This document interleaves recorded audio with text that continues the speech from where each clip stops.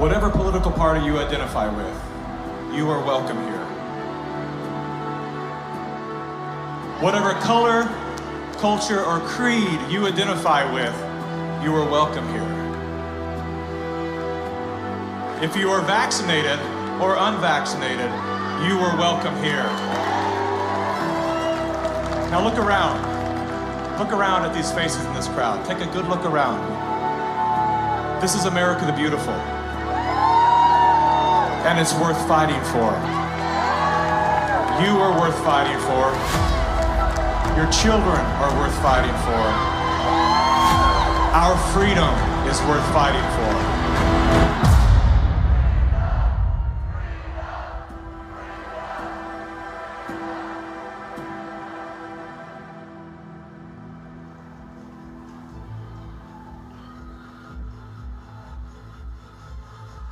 My name is Mickey Willis. I'm a father, a husband, and an investigative filmmaker. I was raised in California by a single mom who did her best to care for 4 children on her own.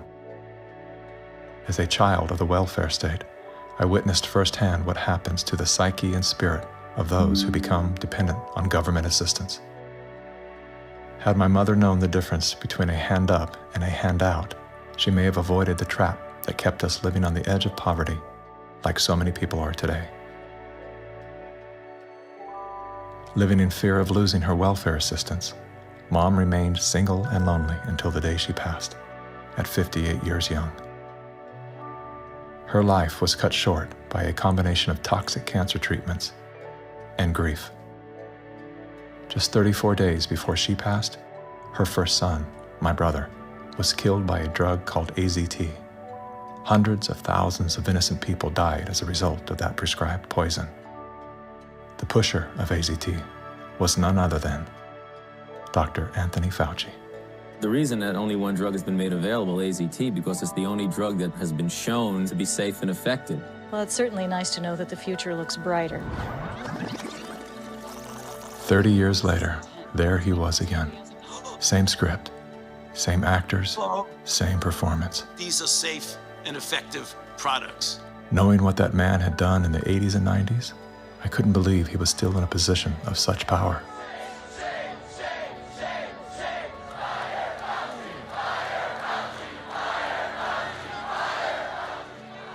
As the world descended into synchronized tyranny, I began to ask myself, how did they get everyone to go along with this?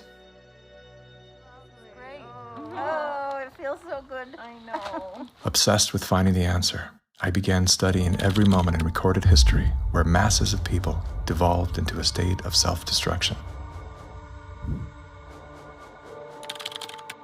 Down that rabbit hole was where I discovered the work of G. Edward Griffin. Gentlemen, again let me say welcome to our home. Since the 1960s, Mr. Griffin has been warning the world of the communist plot to overtake America. Yes, I know. Communism. Mr. Gorbachev, tear down this wall. That thing we've all been told fell with the Berlin Wall. How do you measure such an astonishing moment in history? It was Napoleon who said, "History is a lie agreed upon." Ironically, there's no evidence that Napoleon ever said that. As we're about to discover together, much of our history has been rewritten to serve an agenda that up until recently was invisible to the average person. Average, like this guy. Everyone's talking about the necessity for change right now, particularly here in the US. Over the past few months, as a filmmaker, I've had the honor of documenting the political revolution. That was me in 2016, the year of my political awakening. Come on board the political revolution. I was touring with the Bernie Sanders campaign, creating media to help his grassroots movement grow. At that time, I knew very little about socialism and even less about democratic socialism. As it turned out, I wasn't the only one. So my Bernie bros, how do we redistribute wealth through taxation without expanding the powers of the federal government? Bernie Sanders!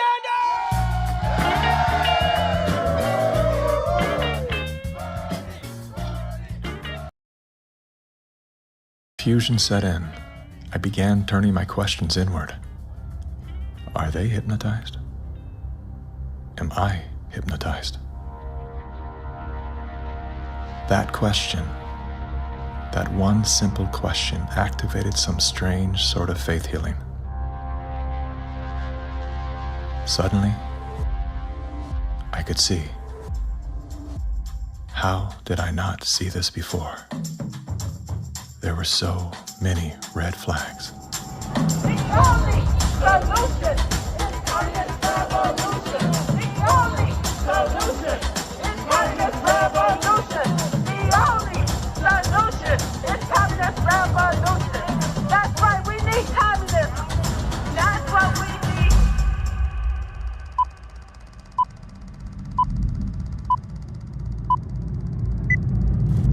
I'm well aware that whether you're here in person or through the medium of motion picture, that for most of you, it's not easy to fit meetings of this kind into your schedules. But the fact that you are here indicates that you do have an interest in the subject. So in order not to waste any of your time, let's dispense with the usual preliminaries and get right down to the business at hand. We're going to examine in quite a bit of detail the communist theory and practice of revolution, particularly as applied to the United States. Now, this will not be something dreamed up out of thin air. This will be the strategy as taught by them and advocated by them in their own manuals, in their textbooks, and in their schools. The new program of the Communist Party on this subject has this to say. The term socialism describes but the first stage of a new society that in its full development is called communism. Socialism is a transitional stage. Jim Carrey, everybody. I went out today and bought me some freedom-friendly Nikes. Yeah, that's right. As a salute to Colin Kaepernick, to Nike, congratulations on your Right. fantastic choice. Thank you so much. Well, It's good to be back it's in great to dystopian America. The Republicans are running with the word socialism. They're trying to say... Trying to scare people. Scare It's people. communism. It's Venezuela, Trump says. We're going to be living in Venezuela. I grew up in Canada. I'm here to tell you that this bullshit line that you get on all of the political shows from people is that it's a failure. The system is a failure in Canada. It is not a failure in Canada. I never waited for anything in my life. I chose my own doctors. My mother never paid for a prescription. It was fantastic. And I just got back from Vancouver, and I keep hearing this, like, Canadians are so nice. Canadians are so nice. They can be nice because they have health care. Because they have a government that cares about them. In Canada, the authorities say there's now a state of emergency. Riot gear swept through Canada's capital. Today, police in Ottawa used batons and pepper spray. They just trampled that lady. Look what you did to her!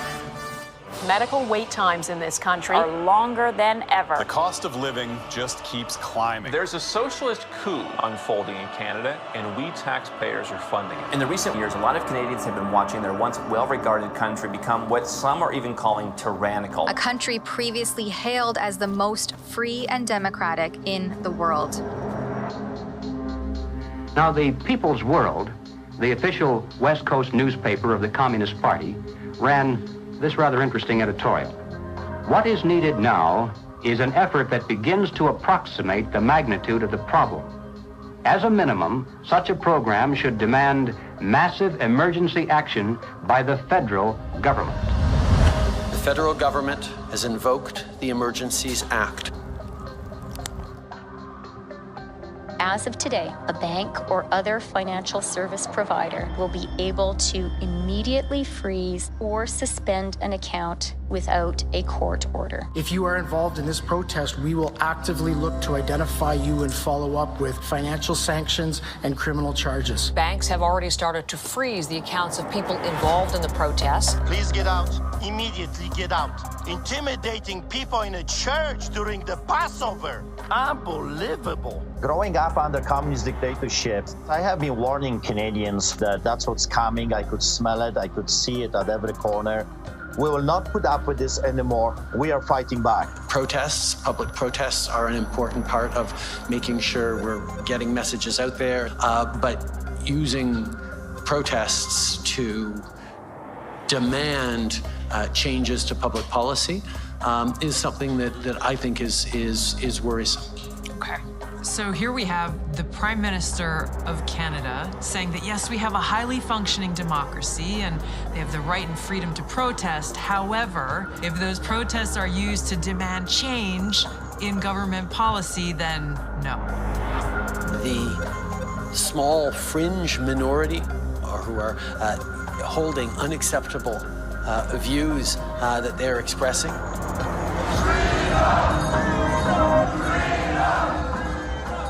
Do not represent the views of Canadians who know that following the science and stepping up to protect each other is the best way to continue to ensure our freedoms, our rights, our values as a country.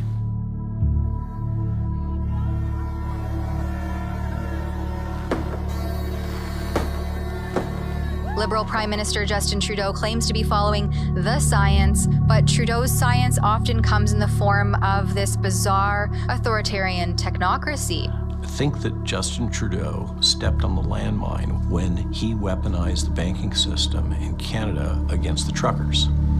Those peaceful trucker protests, you know, their most violent act was honking their horns. And in retaliation, they had their access to their bank accounts, and anybody that supported them in any way had their access to bank accounts eliminated. And at that moment in time, we all came to realize what was really going down. Even with Sun TV watching for any slip, he was asked which country he most admired and referred to China. There's a level of admiration I actually have for China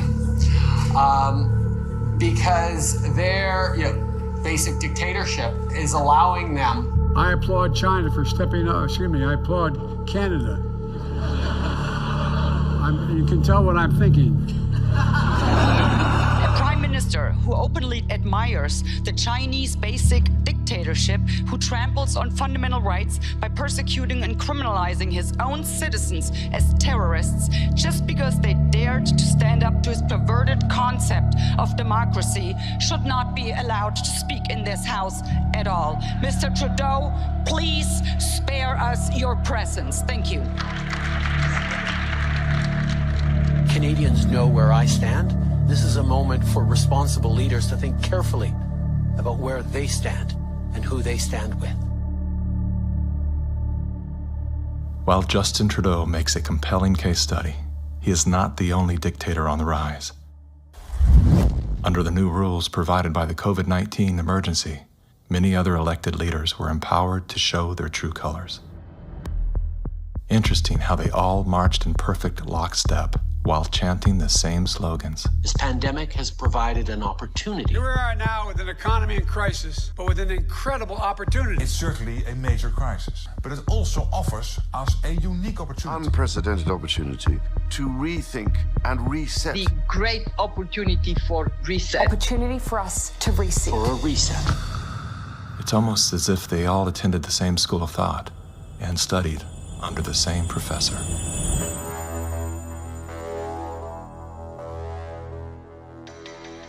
Some people would say this revolution is characterized by the fight of robots against human beings. And we will win this fight. Professor Klaus Schwab was born in 1938 in Ravensburg, Germany, where Nazi crimes against humanity were committed. His father, Eugene Wilhelm Schwab, was the managing director of Escher Weiss Ravensburg, a company that used slave labor to manufacture weapons of war for the Third Reich. While Klaus's father was at the helm, the Nazi Party awarded Escher Weiss Ravensburg the title of National Socialist Model Company. Years later, Klaus Schwab joined the board of directors at Escher Weiss Ravensburg, where he played a key role in the development of South Africa's nuclear weapons program during the darkest years of the racist apartheid regime. Today, Klaus Schwab is the founder and executive chairman of the World Economic Forum.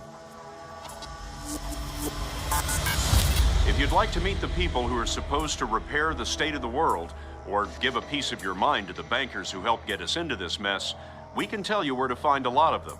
The World Economic Forum. Founded in 1971, the World Economic Forum is an international private organization which receives billions of tax-free dollars from its members and their global enterprises. Every year, the WEF brings together its members with world leaders, big pharma executives, tech titans, Hollywood celebrities, media personalities, and internet influencers to meet in the secluded mountains of Davos, Switzerland. It is a tiny town folded into the Swiss Alps, a village where you could bump into Bill Clinton, Bill Gates, the head of Google, and the Queen of Jordan, all in one place. A lot of reporters cover the forum, but few get inside. It turns out there are two Davoses, one you see and one you don't. After hours, there are hundreds of private parties where deals are done. People who can't be seen together in public can meet here. Your Royal Highnesses, Excellencies, distinguished heads of state and government, the future is built by us, by a powerful community as you here in this room. Klaus Schwab, the founder of the WEF, is particularly upfront and even proud of his ability to shape and influence world politics. I created the community of global shapers as a means, as a force to shape our common future. And of course, their Global Young Leaders program is a grooming ground so that when they ultimately infiltrate cabinets, We penetrate the cabinets. they will likely tend to govern a certain way. Nobody will be safe if not everybody is vaccinated. The names and the countries he mentioned ended up being some of the most dystopian and authoritative during this pandemic. Names like Ms. Merkel, Vladimir Putin, and so on. Other names, Jacinda Ardern, Sebastian Kurz, Mauricio Macri, Mark Zuckerberg, Jack Ma, Gavin Newsom, Stéphane Bancel, Chelsea Clinton, Leonardo DiCaprio, Sanjay Gupta, Dr. Leana Wen, Alexander and Jonathan Soros, George Soros' sons, and several of the Rothschilds. And of course, Now, who could represent such a world better than you, Prime Minister? In 2014, Klaus Schwab called for the Great Reset, We need a great reset. which he positioned as the solution to the world's most urgent issues. The dark reality of Schwab's agenda is detailed in his best-selling book, COVID-19, The Great Reset. His endgame mission is to replace independent governance with a top-down controlled, one world government and a central bank-controlled digital currency. When they say, you'll be happy, what they mean is, you'll be enslaved. That's why they're talking about a great reset. That's why they're talking about introducing this quasi-communist, quasi-socialist agenda. They know we've run the course where we cannot continue down the path of the ever-increasing indebtedness because we have a generation that quite literally cannot afford to buy a house. Millions of Americans are priced out of buying a home. And so it's easy to tell that generation, we're gonna forgive your college debt. Student debt relief. And set your expectations lower. You're gonna rent forever. We're gonna celebrate the tiny house movement. We're gonna do all of these things which sound cool because they're shaping our narrative so that we become capable of expecting less. What we need to do is not expect less. We need to remove inefficiencies so we can experience more. And that's the subtle distinction that the Great Reset is missing. Like most globalists, Schwab regards Communist China as a shining model of how he intends to transform the world. We now welcome His Excellency Xi Jinping. China has made significant economic and social achievements under your leadership. Chinese influence on global affairs is growing. The founder of the World Economic Forum, Klaus Schwab, says that this is what motivated the group this year to invite President Xi Jinping to deliver the keynote address in Davos. Schwab said Xi's presence was a sign of the shift from a unipolar world dominated by the United States to a more multipolar system in which rising powers like China will have a step up and play a bigger role. I think it's a role model for many countries, but we have to go one step further. It's a systemic transformation of the world. Artificial intelligence, the metaverse, synthetic biology. Our life in 10 years from now will be completely different, and who masters those technologies will be the master of the world. Similar to his protege, Justin Trudeau, Klaus Schwab makes a fascinating case study.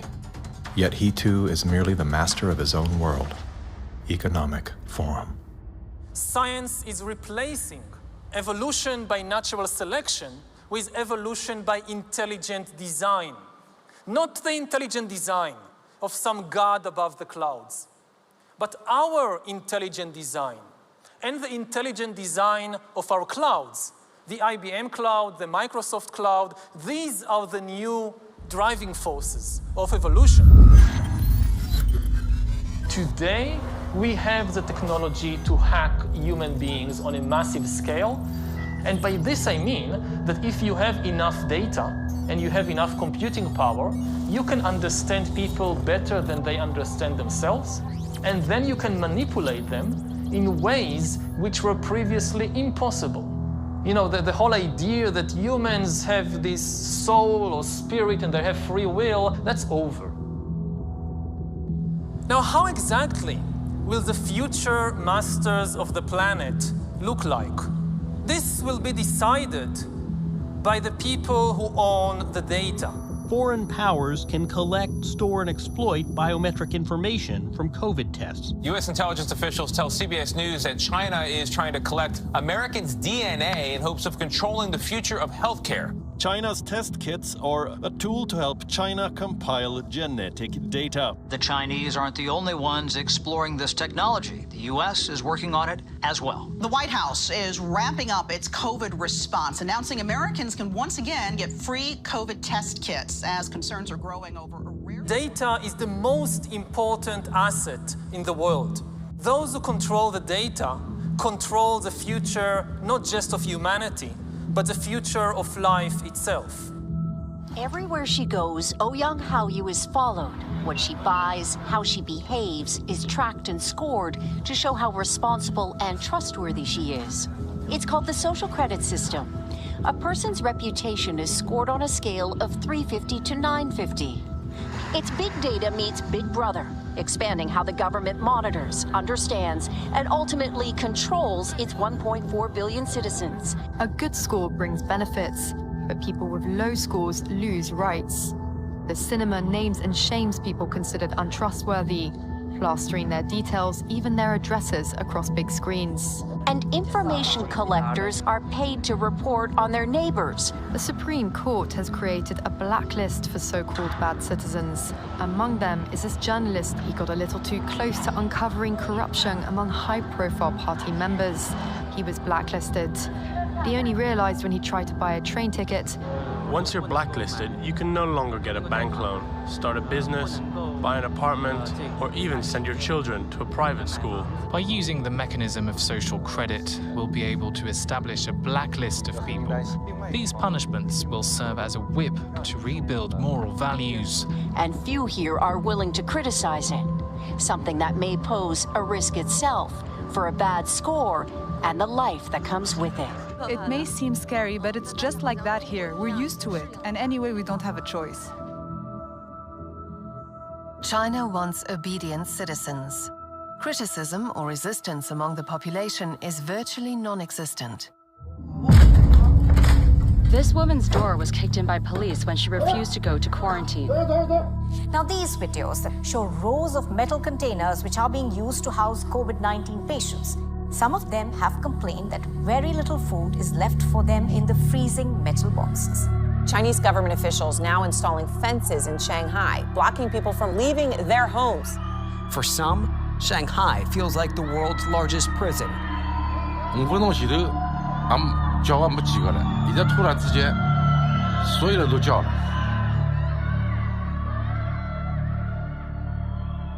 How does a handful of autocrats gain total control over a population of 1.4 billion?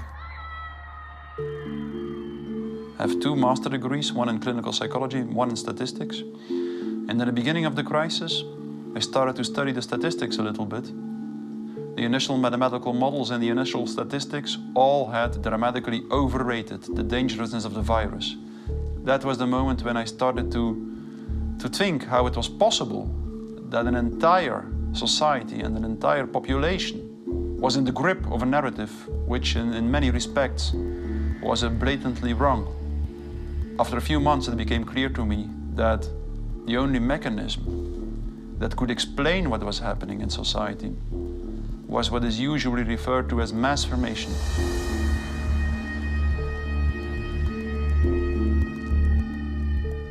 Mass formation is identical to hypnosis. And this term refers to a specific kind of group formation, which has very special characteristic effects at the level of individual mental functioning. And one of these effects is that an individual that is in the grip of mass formation typically lose every capacity to take a critical distance from what they believe in, from what the group believes in. You would think it would be people with lower IQs that would be more susceptible to this, but it seems to be the other way around. Are you seeing this? I have seen this, and it does seem to be predicted by educational status and IQ.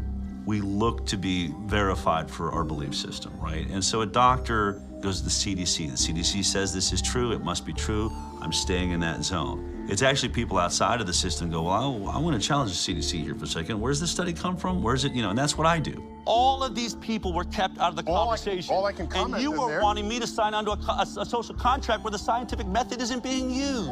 I'm not interested in medical pedigree. I'm interested in medical consensus. People who are highly intelligent tend to go and get a lot of degrees.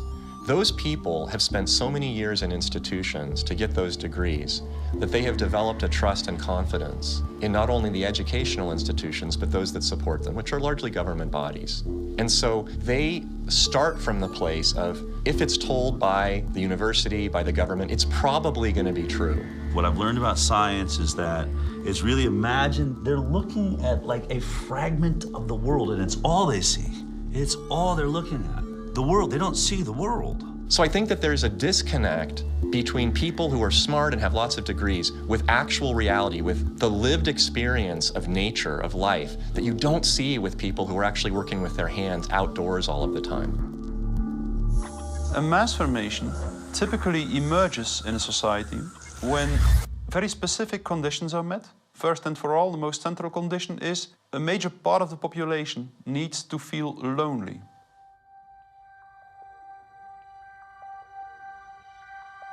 Doctors say the very rules to keep people safe from the virus are doing great damage when it comes to anxiety, depression, and even suicide. And now everyone is suffering, but children are particularly at risk. The real pandemic here is the psychological warfare that's being waged on every single human being. See, if you take a human being and you put them in a chronic fear state, and you couple that with human isolation, what happens is they psychologically decompensate and live in such emotional pain that they will gravitate in an irrational way to anything that you promise them will alleviate that pain. Once people feel disconnected from their environment, they will typically start to experience a lack of meaning-making in life. And under these conditions, if a narrative is distributed through the mass media, indicating an object of anxiety, and a strategy to deal with this object of anxiety, they suddenly, connect to one small object of fear, for instance, the coronavirus, and afterwards, people don't feel lonely anymore. They feel connected again. Let me hear it if you've had the Pfizer vaccine. Let me hear it from Moderna, AstraZeneca. Let's hear it from the anti-vaxxers.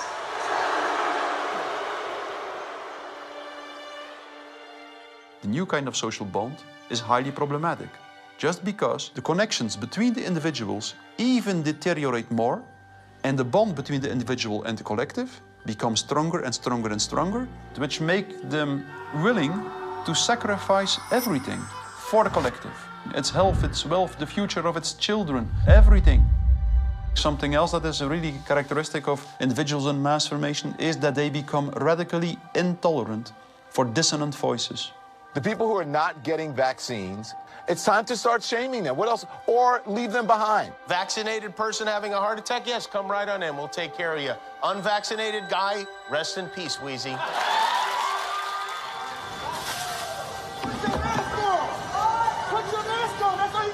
We have to stop coddling the morons who will not get the shot. Get away from me, Put it on. Does it bother anybody else that she doesn't have to wear a mask that we all do? When are we going to stop putting up with the idiots in this country? You're a schmuck for not wearing a mask. And just say it's mandatory to get vaccinated. Screw your freedom.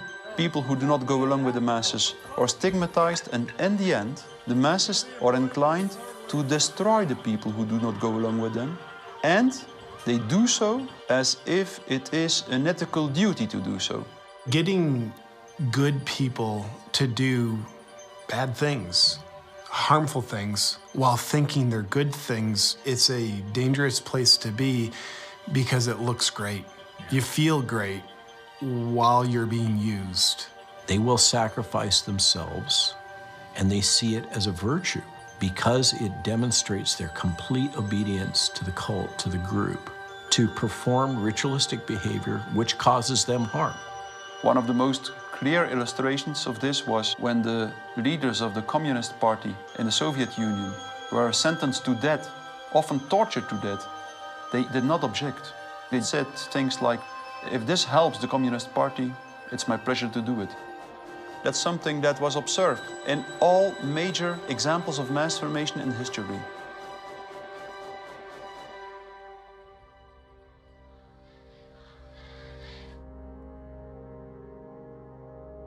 I was born in Communist China 2 years before Mao started his Cultural Revolution. So we had to be indoctrinated and chanting slogans and holding Chairman Mao's little red books to say, "Long live Chairman Mao, long live Communist Party." Inspired by Soviet Union dictators Vladimir Lenin and Joseph Stalin, China's communist leader, Mao Zedong, borrowed from the playbook of the Russian Revolution. To fight anti-communist forces, Lenin organized a military branch of his Communist Party, known as the Red Army. Following suit, Mao branded his army the Red Guards. However, Mao's soldiers were not enlisted from his military.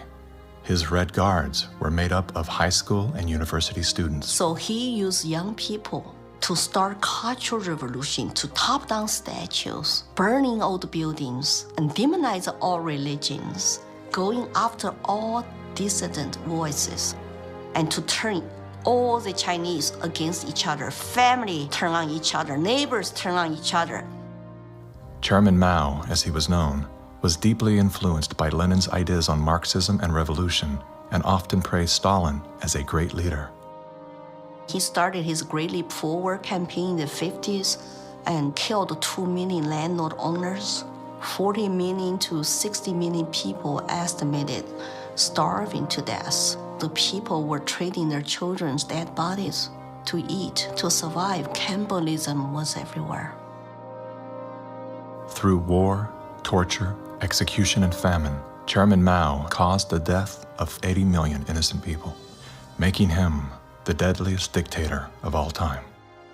China shaved the heads of women, put them all in unattractive asexual clothes, did the same thing for the men.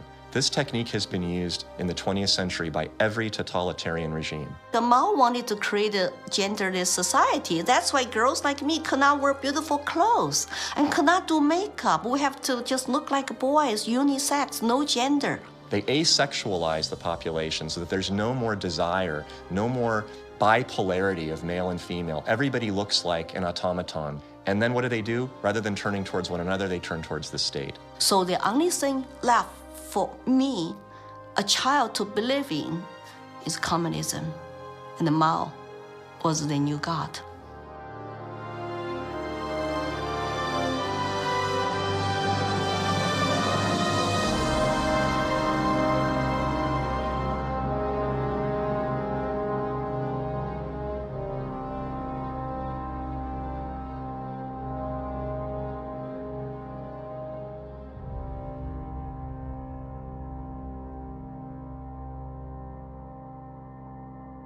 Now, in China, the government is not only cracking down on Muslims, but on other religions as well, as it pushes to assert communist ideology. Here's something else that is banned in China: Falun Gong, a religious movement that emphasizes on spiritual enlightenment and cultivation of virtue.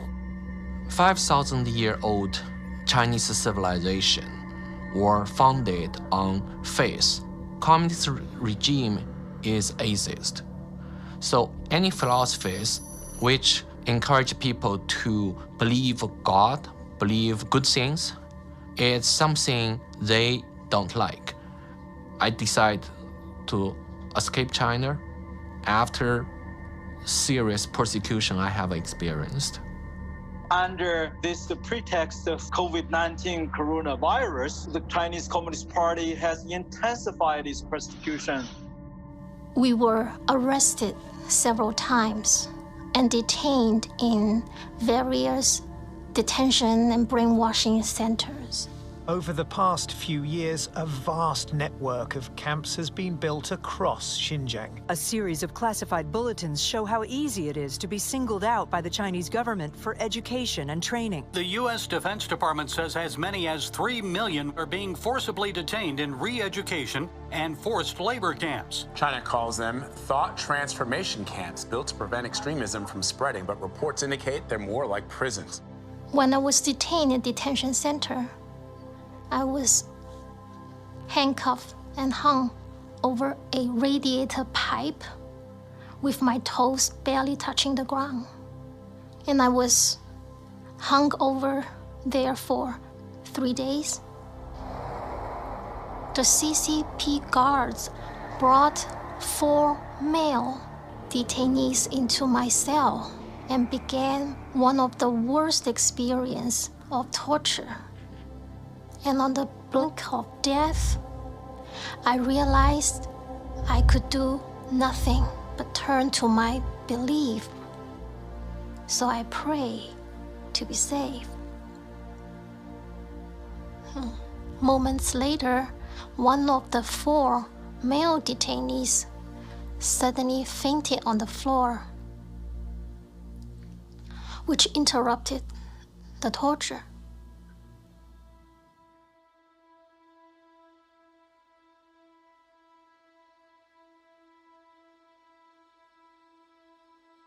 I left China because my parents were heavily persecuted for their practice of Falun Gong. From age 1 to age 5, my grandparents were taking care of me because my parents, they were always inside some dark cells being tortured. My first clear memory of my mother, I was brought to a brainwashing center and saw her being tied up to a chair with like people behind her guarding her, and she had a very thick plastic tube inserted into her nose, and she was being force-fed at the time. She just looked like she was in so much pain, and I was 5 at the time. It's just very traumatizing.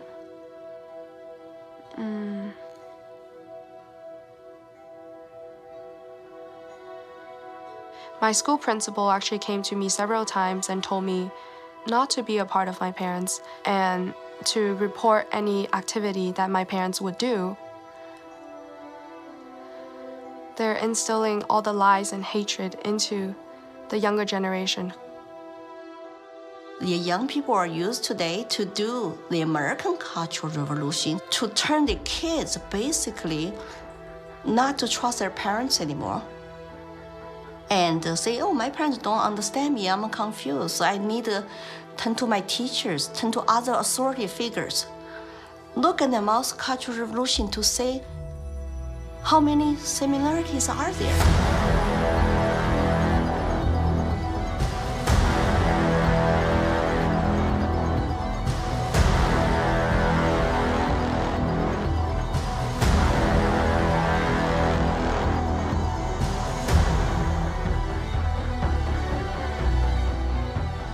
Communism will win. That's not a joke. That will happen. You are happy with what was happening in the USSR between 1917... We make a critique of it. That's what we're Maoists. We make a critique of it in order to improve socialism the next time it comes around and throws people like your ass into a labor camp. Yesterday, I asked ChatGPT, are there any similarities between today's woke revolution and Chairman Mao's Cultural Revolution of the 1960s? And it wrote back, how long do you have? We recognize that government is absolutely necessary for an orderly society. But following the dictum that government, like fire, is both beneficial and dangerous, we believe in the concept of limited government. And we believe that the constitutional republic created by our founding fathers is the best form of limited government that has yet been devised by man. A republic is a limited democracy. It's a form of government based upon the principle of limited majority rule. Limited so that the minority, even a minority of one, can be protected against the whims and passions of the majority. Now, democracy is a form of government based upon the principle of majority rule. It's easy to understand, easy to sell to the masses, and, I might add, deadly. The fathers of philosophy, Socrates, Plato, and Aristotle, were all staunch critics of democracy. History's greatest minds all observed that even a well-intended democracy can breed deception, division, and ultimately total control by the state. Aristotle wrote that democracy is not just the rule of the majority. Democracy is a system in which the majority is in charge, respecting the basic elementary rights and principles of minorities. If not, democracy becomes a tyranny of the majority. Socrates himself became a victim of this very process. He was sentenced to death by a majority vote for protesting the rights and protections of the minority. This country was founded on the principle that the individual is sovereign over the institution of government. And it's about a philosophy of governance that says that you are a free individual, or a philosophy of governance that says you're serf and you're subject. We have inalienable rights just by virtue of being human. And so their primary responsibility as the government is to protect those rights. These aren't rules to govern me, they're rules to govern the government. Like what you are and are not allowed to do to me. We are a constitutional republic with a representative democracy, so people do vote, but we have a separation of powers. So if you majority vote to eat you for lunch, the Supreme Court can say, no, you cannot. And how do you protect the minority from the majority? You write down a set of rules on a piece of paper. You say, this we can do, that we cannot. At the top of the paper, you write the word Constitution. And then everyone agrees to follow the rules no matter what the temptation. And when you're finished, you've created a constitutional republic. It was Thomas Jefferson who said, "The republic is the only form of government which is not eternally at open or secret war with the rights of mankind." Now, we hear a lot of talk today about right-wingers, left-wingers, extremists, and moderates. The political spectrum concept, if it has any meaning at all, is a measurement scale showing all the variations in government. Now, the extremists at the zero end would be those who advocate no government at all, the anarchists. The extremists at the other end would be those who advocate total government. And who are they? Well, the communists, of course, but also the Nazis, the fascists. No matter what they may call themselves, if they advocate total government control over the people, they are all, by definition, totalitarians. The debate is not between conservatives and liberals. It goes back in history long before those words were ever invented. The opposing points of view properly are identified as individualism versus collectivism. The individualist believes that the rights of the individual must not be obliterated by the desires of the collective or the group. The collectivist, on the other hand, believes that the group is more important than the single person within it, and that the individual must be sacrificed if necessary for the greater good of the greater number. The individualists believe that every man has a personal and direct responsibility to provide first for himself, next for his family, and then for those outside his family who may be in need. The collectivist, on the other hand, declares that the individual is not personally responsible for charity, for raising his own children, providing for his aging parents, or even providing for himself, for that matter. This is a group function of the state, of government itself. Everything we talk about, socialism, communism, globalism, and Nazism, guess what? It's all collective society. Collectivism on an international level is essentially known as globalism, which is often promoted as a framework for unity and sustainability. Under the guise of philanthropy, the leaders of the globalist movement leverage every possible crisis to advance their plan to replace national sovereignty with a one-world government. We are confronted with so many crises simultaneously. What does it need to master the future? It is the globalists who are behind the destructive new methods of control, like ESG, the acronym for Environmental, Social, Governance. Similar to China's social credit score, ESG is a ranking system that tracks a company or country's carbon footprint, as well as its commitment to diversity and inclusion. A low ESG score can lead to severe consequences, including reputational damage, legal and regulatory actions, and loss of investors and bank credit lines. Within the last decade, numerous nations and thousands of major brands have been coerced to adapt to the ESG program, and today, many of them are paying the price. In 2018, the World Economic Forum published an article on its website entitled, "How We Will Make Sri Lanka Rich by 2025. That article was removed once it became known that food prices in Sri Lanka had nearly doubled and that millions of their citizens were facing starvation. Now, what caused this? Farmers protested and asked the government to work with them on slowly improving farming practices to be more environmentally friendly rather than implementing harsh bans. But the government was more interested in maintaining a high ESG score with its creditors like BlackRock. As a result, food production dropped drastically, with farmers expecting crop losses of 85%. The country had to begin spending money on importing food when it was previously self-sufficient. Sri Lanka is a cautionary tale. What's happening there could be a foreshadowing of what's in store for us if we don't take heed and learn some lessons. The Dutch government was one of the first to sign on to the ESG system. Dutch farmers pleaded that the rush to adapt to extreme new regulations would result in the destruction of the country's food supply. The Netherlands is the second largest agriculture exporter in the world, earning the title of the tiny country that feeds the world.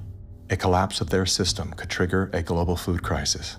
Yet, the Netherlands Prime Minister continued to persecute Dutch farmers until they were forced to revolt. Where do you find still such a prime minister in the world? You find it in the Netherlands, and it's Mark Rutte. And remember, too, the Netherlands is the pilot program of the World Food Hubs, and the World Economic Forum has assigned to the Netherlands what they call this Global Secretariat, using, ironically, a communist term for it.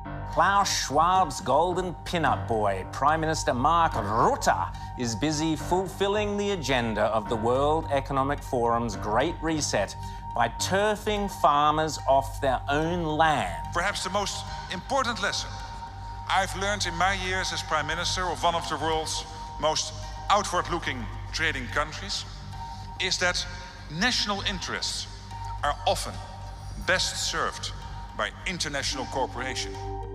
Schwab has sold this idea because they're up against the wall. Okay, you have all these governments that are basically broke. So what will happen is if they defaulted, then all the people have lost their pensions, they've counted on it, and they're going to be storming their palaces with pitchforks.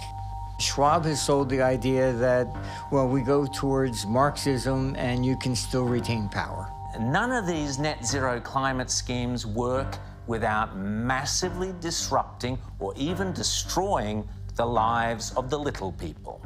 If you think about what created wealthy people wealthy throughout the many years of our human history, it was the ownership of land. And you have governments right now that are looking to take ownership of real estate, and it's happening everywhere. And you have this movement of individuals kind of going like, hey, like people should never profit off of real estate.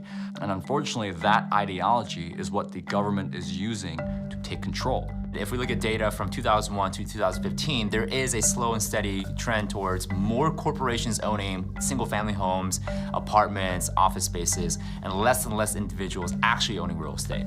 Blackstone Group actually recently raised a record of $50 billion to take homes from American families.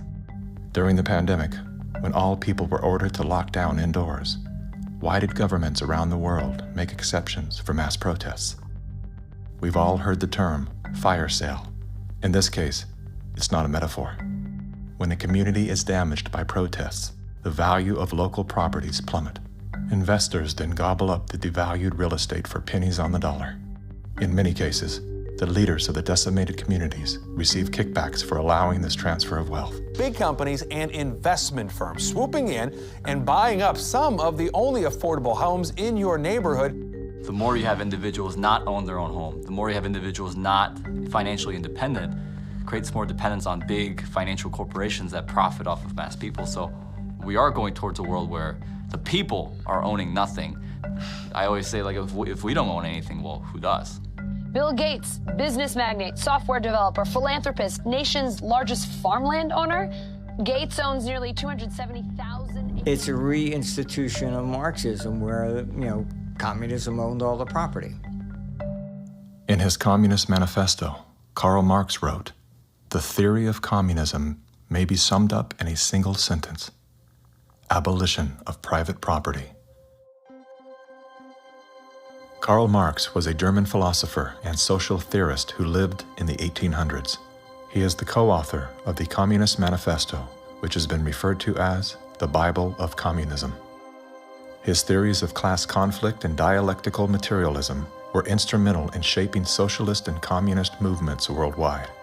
Joseph Stalin, Vladimir Lenin, Leon Trotsky, Mao Zedong, Che Guevara, Fidel Castro, Kim Jong-un, Hugo Chavez, Nicolas Maduro, and many other communist revolutionaries have cited Marxism as the foundation of their political ideologies. Marx rejected all concepts of God, as well as the traditional family. According to members of his own family, Marx was emotionally, verbally, and physically abusive. His wife, Jenny, was plagued by depression, which was compounded by Karl's adulterous impulses and his inability to provide for his children. Despite his privileged upbringing and formal education, Karl Marx was often unwilling to work and instead relied on the financial support of friends and family.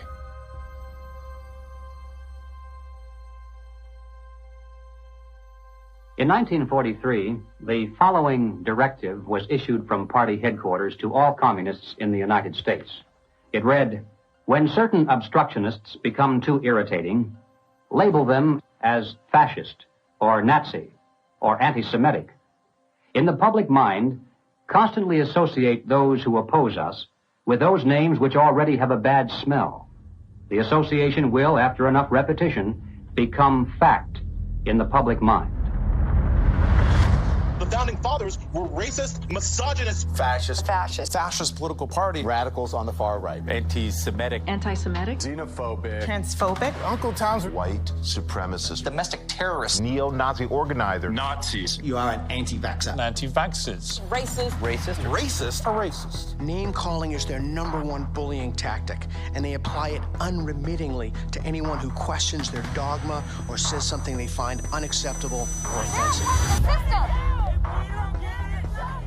As early as 1928, the communists declared that the racial differences among our people constituted the weakest and most vulnerable point in our social fabric. By constantly probing and straining at this one spot, they calculated that eventually the cloth could be torn apart and that Americans could be divided, weakened, and perhaps even set against each other in open combat. They said in no unmistakable terms that the Negro people, because of their social status and their predominant working class composition, offered greater revolutionary possibilities than any other cross-section of the population. How do we get out of this mess? Revolution, nothing less. Revolution, nothing less. Revolution, nothing less. Revolution, nothing less. Revolution, nothing less. The communists call not only for extensive chaos within the cities, the plan is for raging fires from one city to the next. The average American, they say, soft and decadent, when he sees billows of black smoke rising from one horizon to the other, when at night the only light he has to see by is the flickering red from flames leaping into the sky, he'll become paralyzed with fear and panic and do nothing to interfere with the guerrilla bands as they strike at the community's power centers. To justify violence, they have to be able to claim that they're liberating people. And if people are to be liberated, then it's necessary to go through the motions, at least, of pretending that they have a right to form a nation of their own. The Communist Party called for their liberation, to break away from the United States and to set up their own nation within our borders. Activists now control a barricaded area. It's been called an autonomous zone. They want it to be free of capitalism, state authority, and police. To take the United States, all of the United States, it'll be necessary, they say, to involve white people as well as black, and in general, to escalate their revolution in America from race war to class war. Feed the rich and feed the poor. This is class war. Now, when they talk about pressure from above, they mean using their people and their influence within the very government marked for takeover to bring forward official recommendations for legislation. The recommendations, of course, are offered supposedly as solutions to national problems, but when passed into law, their only real effect is to vastly increase the power of government and to move the country that much closer toward the ultimate goal. The pressure from below, then, involves using their influence over the various mass membership organizations of the country to create the appearance of great popular support for these recommendations. Of course, the members of those organizations must never suspect that they're being used to promote the communist program. Now, the silent majority, the average person, is caught right in the middle. He looks above and sees highly respected spokesmen for government calling for socialist legislation. He looks below and sees mobs of demonstrators shouting for the same thing.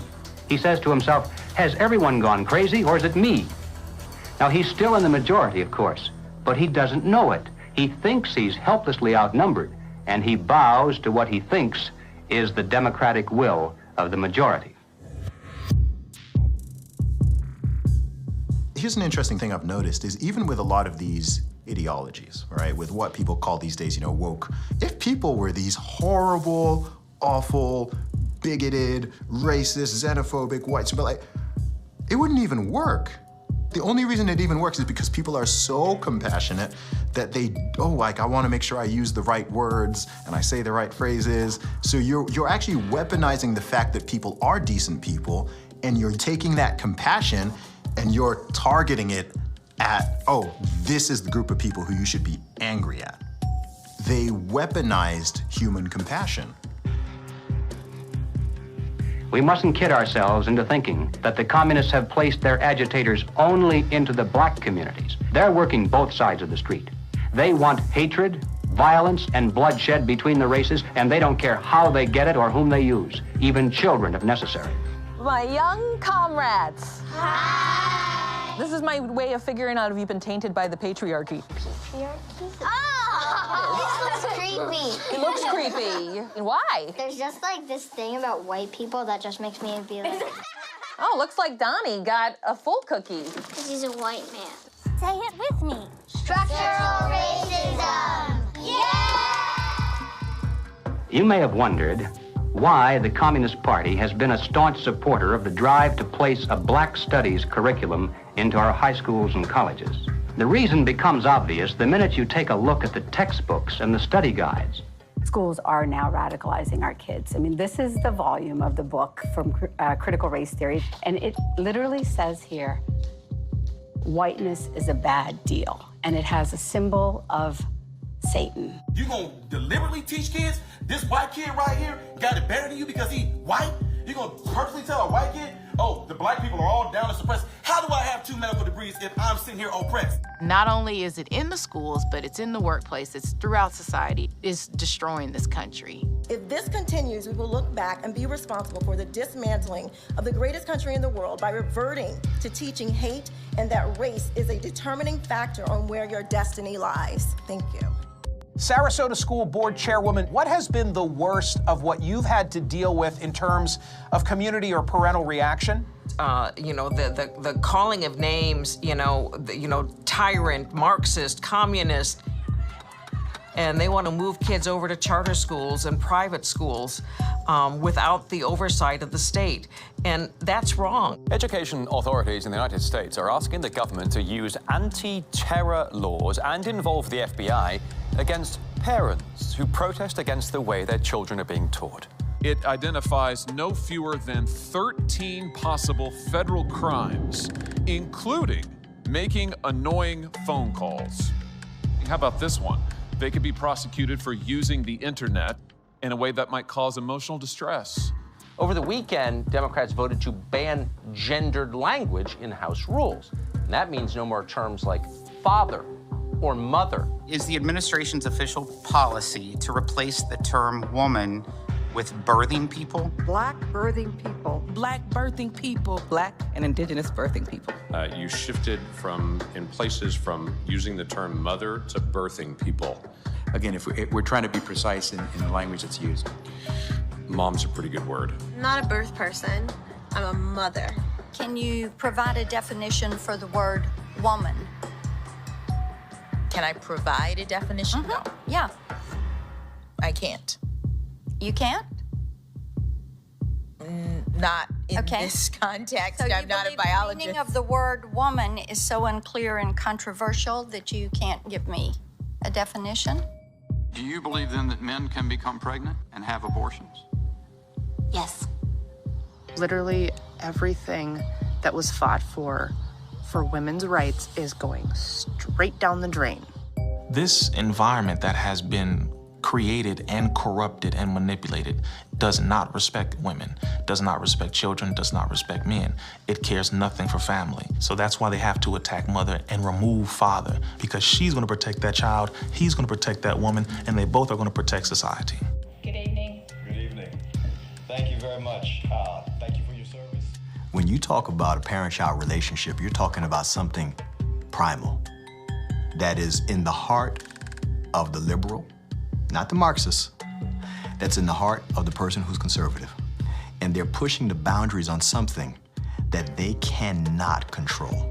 Washington State is on track to lawfully take gender dysphoric children away from parents who oppose transitioning treatment. That is against the Constitution. The only time a parent loses their rights is if there's an extreme circumstance. It's severing the bond between the parent and the child. What they're doing is they're dividing families to take control of the children. The biggest offense against communism is the nuclear family. In Chapter 2 of his Communist Manifesto, Karl Marx wrote, "Abolition of the family. The bourgeois family will vanish as a matter of course." We're here today to represent the millions of Black Americans who disagree with the Black Lives Matter movement. If you go to Black Lives Matter website, it says that we disrupt the nuclear family. That's my wife. This is our 4 children. Why would you disrupt the nuclear family? Because the real objective is to remove the family as a possible alternate source of guidance and support. All totalitarian regimes strive to destroy the close-knit family in order to remove any loyalties that might be higher than to the state itself. I have seen over the years in my practice a steady decline in the expression of healthy masculinity and healthy femininity. The separation between the male and the female is almost complete now. And it's due specifically to the ongoing attacks against masculinity and the degradation of femininity. And if our family structure is lost in the next generation, what do we have left? We're just a bunch of listless individuals living our lives out virtually behind a computer screen and following the orders of the government. Maybe it's because I came in the movement at 17 and a half, so I have just a knack for knowing how to organize young people I was at our publications table today, and I was speaking to this young person, and he grabbed the book, and he said, it's like Mao's Red Book. And I was like, man, that's what I was thinking. And it was just really cool to hear him make that connection. I was like, how about you buy like 10 to 15 of these books, and you all have like a youth organizing group where you talk about it, and you really try to engage this. We need to build off of this. We actually do have an ideological frame. Myself and Alicia in particular, we are trained Marxists. I do believe in Marxism. It's a philosophy that I learned really early on in my organizing career. Investigations into the Black Lives Matter organization has revealed links to groups that are pro-communist China. The self-proclaimed Marxist Black Lives Matter co-founder Alicia Garza also owns the Black Futures Lab project. Yet, all would be lost for the Black Future Lab if not for the Chinese Progressive Association. Donations to the Black Futures Lab don't go directly to the foundation itself. The Chinese Progressive Association gets them instead. Through forensic investigations, we now know that the 2020 BLM fiery but mostly peaceful protests were organized and partially funded through a network of pro-communist organizations. One of the groups is US-based Liberation Road, which was founded by a faction of the Communist Party of Vietnam. Liberation Road is allied with the new communist movement and has direct ties to the Chinese Communist Party. The San Francisco-based, communist-rooted Chinese Progressive Association formed a sister company called Asians for Black Lives to serve as a bridge between BLM and the Chinese Communist Party.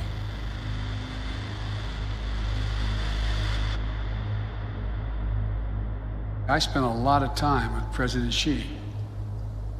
He's deadly earnest about becoming the most significant, consequential nation in the world.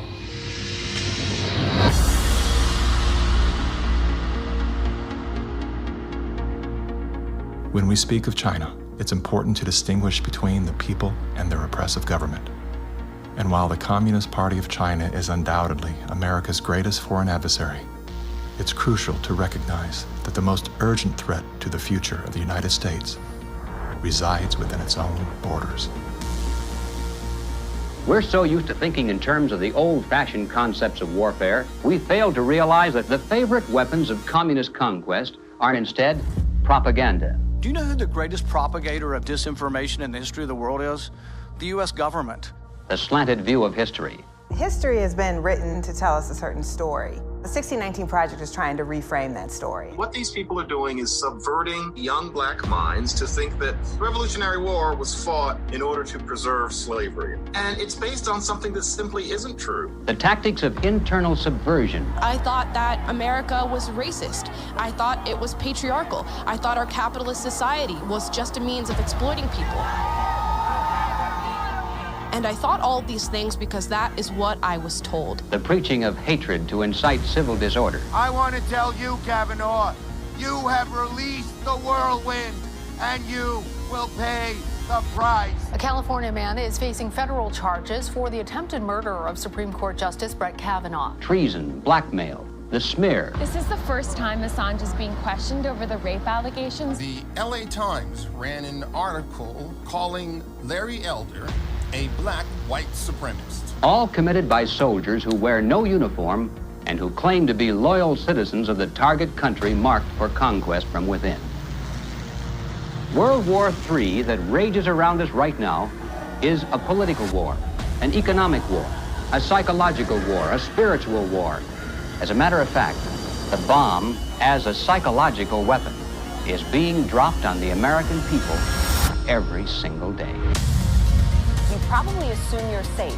That could be a deadly mistake. Bracing for food shortages. And labor shortages. Shipping delays. Supply chain disruption. A new coronavirus variant. The worst virus variant. Ultra transmissible. It can kill you. It can kill you. A surge in crime. Acts of terrorism. Domestic terrorism. White terrorism. White supremacy. Mass shootings. And nuclear conflict. World War III. World War III. Vladimir Putin. Russia. Environmental doom. Fire, storms, and deadly floods. I don't want you to be hopeful. Science tells us we have 9 years. This storm will kill you. I want you to panic. It is promoting fear. It will kill your children. Feelings of fear. It will kill your pets. The world is a very terrifying place. Unless you get lucky. I want you to feel the fear I feel every day. Walk me through, if you would, what happens scientifically inside our minds when we're in a state of fear, and then how that affects our external choices and the direction of our lives. This is well known and well researched in the psychological literature and the psychiatric literature, that when someone is afraid, when someone is in a state of fear, that person cannot think rationally. You resort back to a more primitive way of making decisions, which is highly emotionally driven.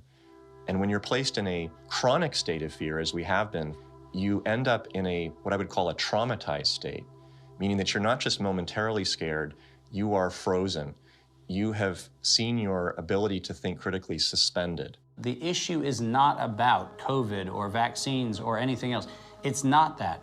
That is the polarizing impulse that gives rise to our general sense of ill at ease, which then amplifies our willingness to fall for reflexive classifications like race or, the isms that we want to fight about.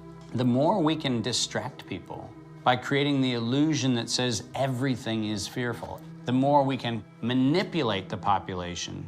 We were groomed for decades to be fearful, whether it was drop and cover. We must be ready all the time if the atomic bomb explodes. Duck and cover. To protect against the threat of nuclear annihilation, or more recently, the impending ecological collapse of our planet in 12 years that AOC and Greta Thunberg keep warning us about. The world is going to end in 12 years if we don't address climate change. How dare you? All of these fears are grounded to some degree in reality. They're not completely invented, but they are exaggerated so greatly that we cannot actually reason through them anymore. When people are afraid, they won't just accept authoritarianism, they'll demand it. They will demand it. Somebody do something. Somebody take charge and tell me what to do. Like, where do I stand? Where do I walk? What do we do? What are the rules? And again, people in power always use that, right? What do they say? Never let a good crisis go to waste. We can take this and we can now enact policies that normally we wouldn't be able to get away with. Maybe in a couple of decades, when people look back, the thing they will remember from the COVID crisis, this was the moment that we agreed to be surveyed all the time. And maybe even after the event is over, maybe we can still keep 30%. And over time, multiple crises, suddenly you have a government or an individual who has far more power than they're actually supposed to. The leaders of the mass, the people who pronounce a narrative in public space, usually are hypnotized themselves. They believe they need to reshape society to be able to deal with the challenges society faces. And they believe so fanatically in that ideology that they think it's justified to manipulate and cheat and to use all kinds of narratives to convince people to go along with that ideology. We're going to go visit Mom. I'm going to bring the home family to see Mom. No. We will shut you down. We will cite you. And if we need to, we will arrest you and we will take you to jail. You either get your tests done and make sure you're cleared, or we will keep you in a facility longer. It's going to be very hard for people to do a lot of normal life unless they can prove their vaccination status. Such as, you're not going to work in this particular agency or institution, you're not going to be able to go to this college or this university. Once we start doing that, you will see more and more people willingly get vaccinated. If the fear of losing your job, your friends, family, and future isn't enough to coerce you into submission, perhaps these incentives will entice you to willingly comply. It's everything from cash prizes to college scholarships. Now offering kids 12 and up limited edition Avengers comic books. Thousands of prizes available, including cruises and Super Bowl tickets. They're giving away Ford F-150 trucks. They're giving away shotguns and hunting rifles. Marijuana dispensaries are giving away joints for jabs. Krispy Kreme announcing this week a free donut. And yes, free beers. That's right. Get a shot and have a beer. Today could be your lucky day. California's vaccine lottery. One grand winner to take home up to $5 $5 million if you get vaccinated next week. They made it exciting, right? There's a reason people go to Vegas. It really could be somewhat lucrative if they aren't already persuaded. 13-year-old Joshua says one of the best parts of getting a shot at Mickey D's, lunch on the house. Just think of this when you think of vaccination. Vaccination. If you need luck with love, dating apps are offering incentives too. Vienna Brothel is providing COVID-19 vaccinations and giving those who take up the offer a 30-minute session with a, quote, lady of their choice. We have finally found the one thing that makes us all more attractive, a vaccination. To love one another, as Jesus said, get vaccinated, get boosted. Do you think that it's being posed as politics, but it's behaving like a religion? Because it's acting like a religion. Yeah. It's dogmatic, it's absolute. It's, if you do not believe in it, you are condemned to hell. Maybe this is a new religion. God did answer our prayers. He made the smartest men and women, the scientists, the doctors, the researchers. He made them come up with a vaccine. That is from God to us. And we must say, thank you, God. Thank you.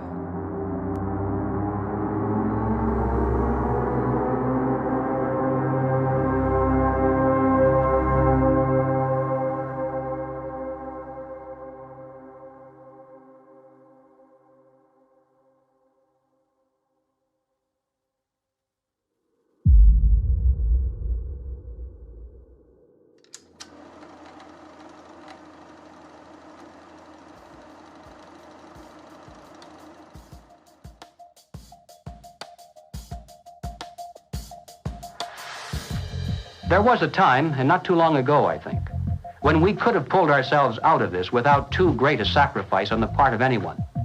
But we didn't. Instead, we slept. Everywhere I look, I see men and women who know that communists are making headway in this country. They know that something must be done and that someone must stand up to them. But they themselves do nothing. They remain silent because they're afraid that if they speak out, it'll be bad for business. They may lose a client. They may even lose their jobs.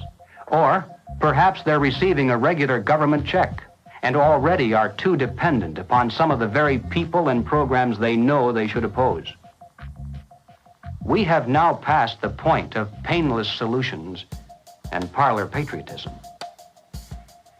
Well, all right, so what do we do about it? What are the countermeasures that need to be taken? And where do we begin? Before we finally win this battle, and I should hasten to say that there's no doubt in my mind that we're going to win. I'm increasingly convinced of this. But before we finally do see victory, we must carry the truth to every man, woman, and child in America. I have no idea of what each of you is going to do in the critical days that lie ahead. It may be much, it may be little, it may be nothing at all. I don't know. Only you can answer that question. But ladies and gentlemen, whatever it is you decide to do for your country, do it soon. Do it now. Every minute that you delay further will add dearly to the price of ultimate victory. Mr. Griffin, that was over 50 years ago. Where are we now? Hearing that phrase after all these years is kind of a shocker because I didn't realize really at the time how accurate it was going to be. But we're in the middle of it now, and so the ultimate victory is still ahead of us. How did you know way back then what would be happening today? It's a long story, of course, but I did take a fascinating tour of the Communist Bookstore in Los Angeles when I was very, very young. I was working for an insurance company. I was Mr. Corporate America, you know. That was the period when the hippie, image was pretty popular, and a lot of these guys in that bookstore were in that uniform. And I think they felt I was a potential recruit, Yes, we've always been quite willing to talk about We'll talk about socialism anywhere, in the streets or in the Senate, anywhere, They're a communist faction making a big power play for SDS. Is there any communists back here? I guess there is.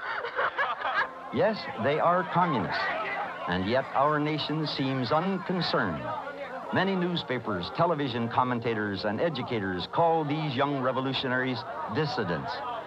But are these voices voices of mere dissent, of mere student unrest, or of sedition and revolution? They invited me to come to their study groups, they called them. They were really the recruiting funnel, you know. And I didn't have to pretend to be interested because I was interested. I wanted to see what these guys were up to. And of course, the more I read, the more I realized that these guys were deadly serious. And so my crusader gene said, hey, buddy, you better stop worrying about the corporate ladder and making money and looking good and start doing something about it. And I'm glad I did, because after that point, my life had a meaning and had a purpose more than just self-centered. Who are some of the key figures behind this agenda? I'm not sure we can name names. We know that there are layers and layers of control and influence, sort of pyramidal in form. At the bottom level, of course, it's just all the common people. Most of them don't even know what's going on. It used to be that an invader could come in with a superior army, and people resent it, but they obey because if they don't, they get killed. Now, if they want to conquer people in this environment, they have to do it through the mind. And of course, today, after all the technology that we have, and the control over the communications and the images and the school system and the media, they have absolute control over the funnel of information that comes to the average person. And the average person, if they're not aware that there's a real war going on for their mind, they will be helpless. And as long as people are on the edge of fear, they're willing to give up their liberties and pay lots and lots in taxes. A tax on carbon. And as I passed through that idea that, in my view, the enemy is in a category called collectivism, and that's the word that applies to all of these things: socialism, communism, fascism, Nazism. All of these things are merely variants of collectivism. That is the philosophy based on the assumption that the group is more important than the individual, and that the individual must be sacrificed, if necessary, for the greater good of the greater number. That's the trick. You're doing this for society. Obviously, you don't like to tell people what to do, but sometimes for the good of society, that's necessary. We have to start doing things for the greater good of society, and not for idiots who think that they can do their own research. But it's not about me and my rights to choose. It's about how I love my neighbor. You are not doing this for yourself. If you are at all like me, your own health, your own risk, is not a big rational driver of all of your actions. They trick us into thinking that if you act in your own self-interest, that somehow you are selfish. And nothing could be further from the truth. Those of us who've discovered this trick long ago, we realize that enlightened self-interest comes into play. If you are acting out of self-interest, you soon discover that the best way to benefit yourself is to help other people. It does come back. The question is, how do we turn this ship around? I think that the path to political hell in America has been voting for the lesser of two evils.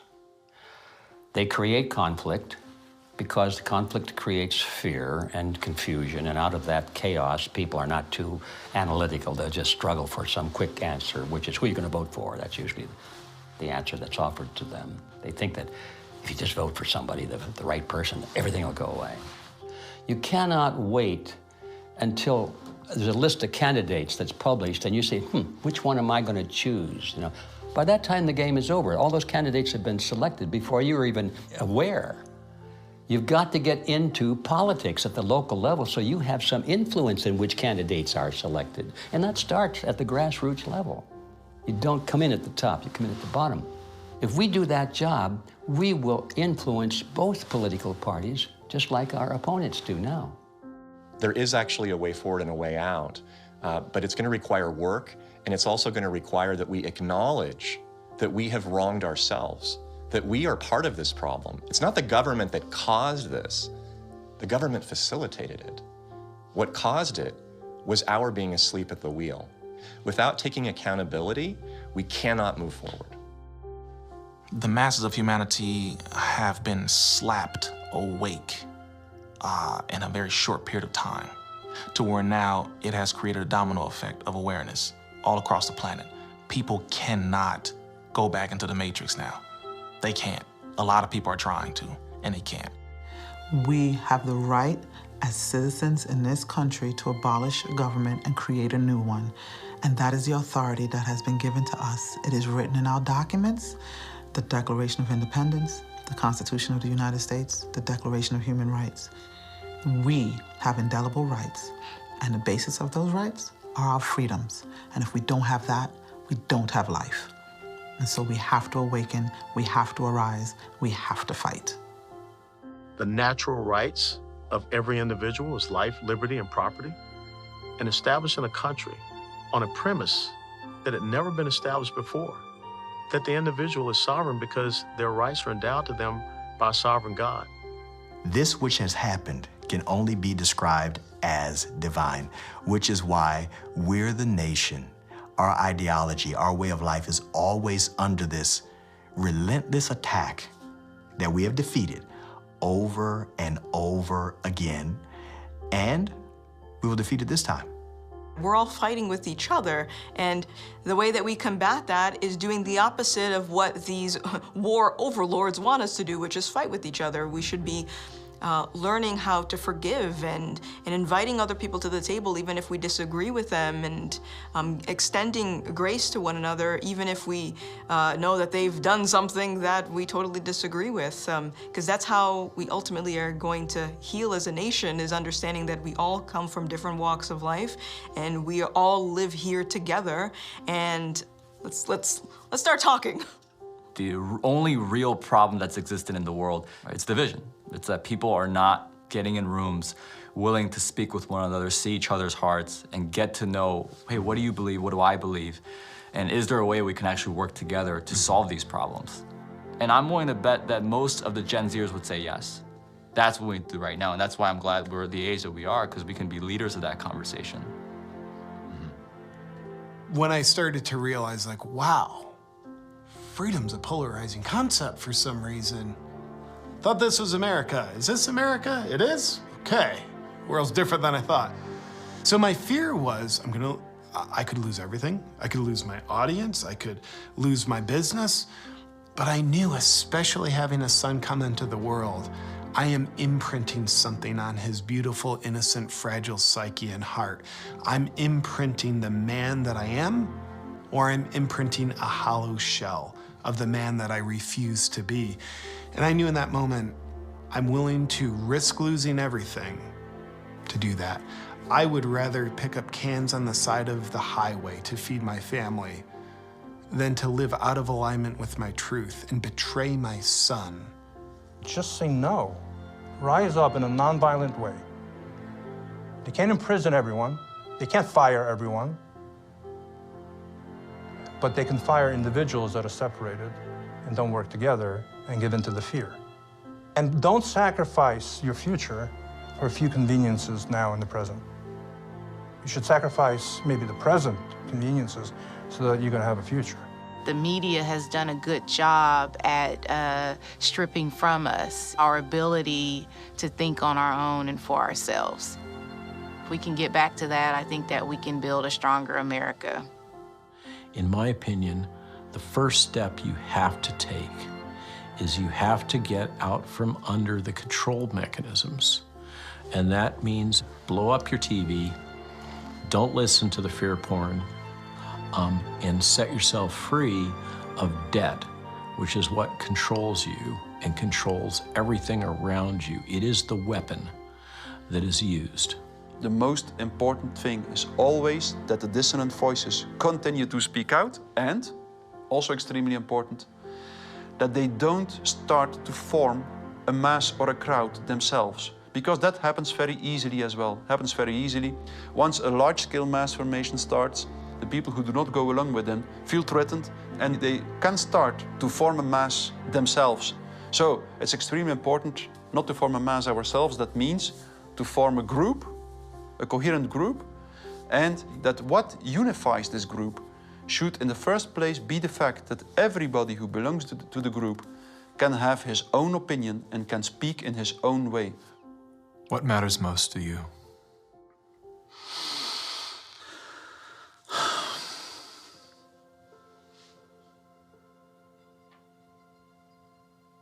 I think what matters most to me is freedom.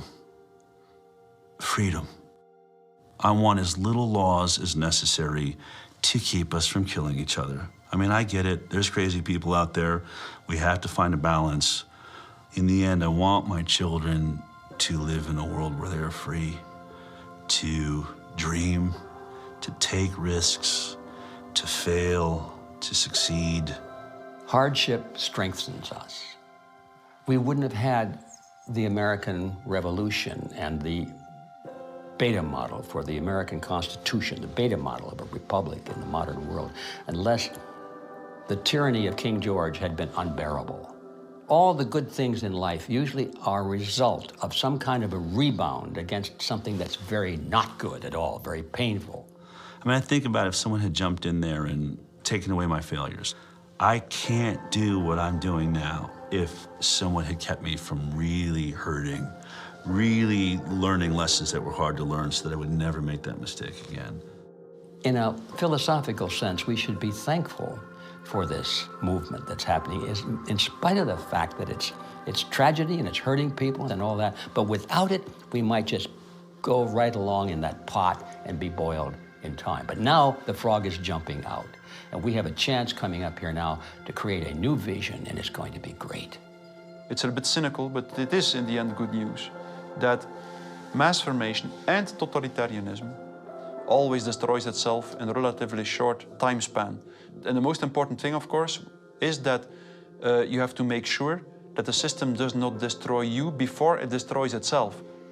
Throughout history, it was always the very small minority. History has always been written by the 1% of the population. 15% of the population create history, and they follow the leadership, the thought leadership of 1%. But that 15% altogether is what changes history. And so all we have to do is reach 15% of the population. I think today, after all this time, we have more than 15%. We just have to get them together so they realize that they're not alone. And that's our task right now. I don't think our societies have taken the moment to look up and actually see and appreciate how much progress has been made in the past century. On so many different levels, we have made incredible progress. Like, what we've got here is actually great. It's imperfect, and we should still be making tweaks carefully to try to make it better. And I think that's where so much of that self-hatred or hatred of the nation or hatred of the other or whatever comes from. This lack of perspective and gratitude and inability to take a moment, chill out on the activism and go, wait, actually, okay, we've achieved a very unique and special point in history, and let's be careful with that. On that note, as Sure. a man who's traveled the world, Yeah. have you experienced any nation that has course-corrected beyond their sins more than the U.S. has? No. It's sad to see Americans who live in a free country, born as Americans, and do not recognize their privileges. You are born American, a free country. You never suffered a starvation. And you need to go to other countries to find out why all the immigrants, millions of them, want to come here. What is happening in our backyard today, I experienced as an 11-year-old. I remember vividly all the promises that a guy named Castro gave and how 99% of the people swallowed the pill. He was gonna save Cuba. I remember how he promised to the farmers, to the Guajiros, that you're gonna own the land. I remember all the promises that we hear today about free education and free health care and free land. And my God, no freedom. The defectors here that are speaking out against the Communist Party in China are risking their lives. And Our government is not interested in listening to them or helping them in any way.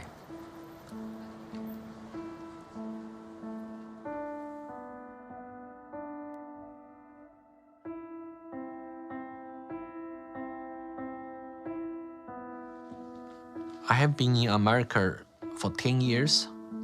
I saw a lot of Americans with wonderful hearts. America is a beacon of freedom. I'm happy living in this land to practice my religion and to have a peaceful life. That's my hope. America's last stand on earth for freedom. If we lose this country, the world will be a very dark place. I have 3 children in this country. I want to protect their American dream. So here I am, you know. I've noticed that every time you speak about America, your eyes fill with tears. I do love this country. No place to go. And I just hope people can hear my stories. For past 5 years, I've been telling the same thing. I have no political agenda here. I just want to live American dream and my children live American dream. Sorry about that.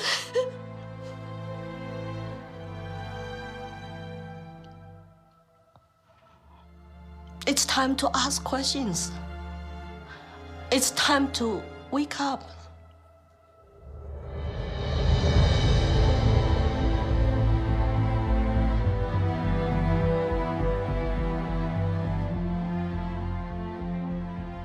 We've been brought together in this moment to face the urgent choice between dehumanization and rehumanization. Dehumanization requires us to do nothing. Nothing other than to allow that process to continue to the point of no return. Rehumanization, on the other hand, requires action. One action: to remember. To remember what we knew as children, when everything was possible, before our attention was captured, before the conditioning set in, before our nature was denied. There's nothing new we have to learn. All we have to do is to remember. And then take the hand of that memory and go out and stand on ground. Not concrete, not asphalt. Stand on ground and see if you can feel the heartbeat of a universe that conspired to give you life, so you once again can feel the joy of being completely human.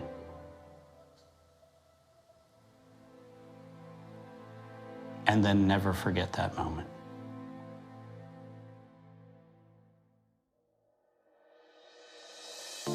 This is the moment for us to activate our innate ability to create solutions. That can only happen through the awareness of symbiosis, defined as a mutually beneficial relationship between different groups. All of life depends on relationships.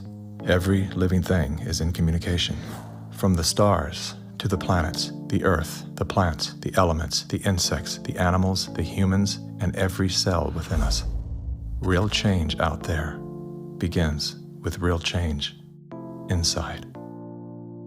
As Americans today, we are truly a privileged people in a privileged land. But with our blessings come responsibilities, and with responsibilities come risks. The challenge of our time is that we must accept both the responsibilities of our blessings and the risks involved in defending them for ourselves and for future generations. And we must do this without hesitation if we are to be worthy benefactors of that precious heritage of freedom passed on to us through the epic sacrifices of those who have gone before. Now, that is not flag waving, and it is not cliched patriotism.